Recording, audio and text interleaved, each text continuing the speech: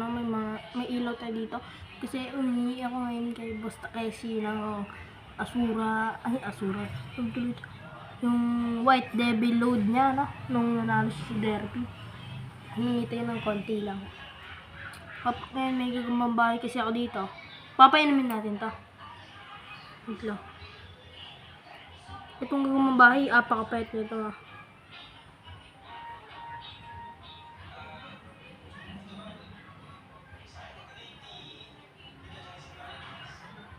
Napainom ko na siya.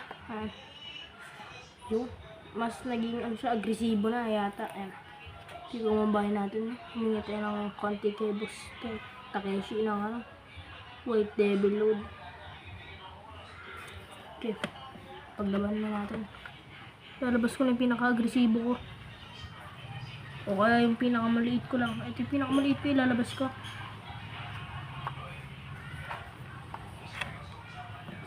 Ito yung pinakaliit ko. Puto lang galamay na ito. Pinainom ko nga pala kay shoutout nga pala kay Kadagit, na. Ayan. Kaya kay Boss Takeshi, kay Gagambino, kaya kay Gagamballs. Yan. Ito yung gagawin natin.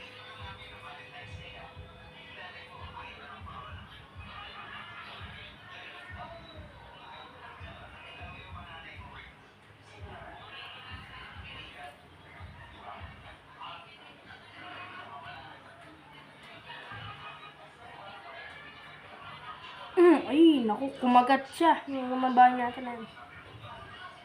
Ay, naku. Lumalaban talaga itong gagawin natin na pinainom natin ng White Devil load.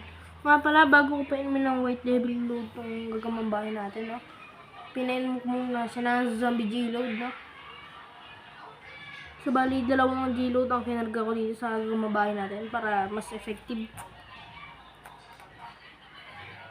At mamaya-maya magpo-post tayo. O kaya bukas may ipopost akong video.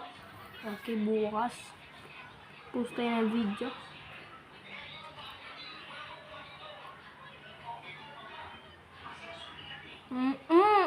Naku ka! Matapang to. Napainom ko kasi ito ng White Devil load yun, eh. Ito isang... Ay, kumagat din. Kumagat. Ayan.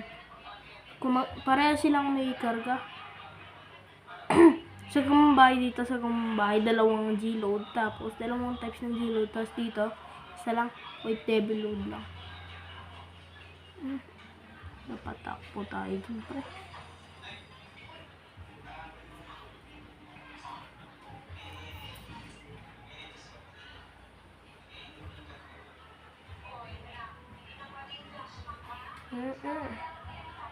Yan, kumagat yung gagambang bahay natin, kumagat yan.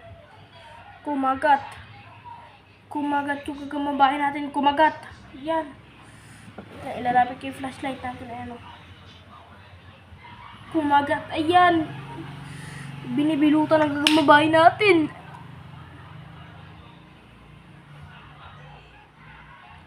Talo pa rin talaga. Panalo pa rin talaga yung tunay natin kahit anong gawin natin. Putol yung isang paanong gagamang bahay natin. Pero ang malakas dito, effective din yung natin, yung Asura load natin o yung White Devil load na sinasabi ni Boss Takeshi. Okay, effective. Talagang malakas. Kumagat talaga to. Mamaya magna-night hunting tayo.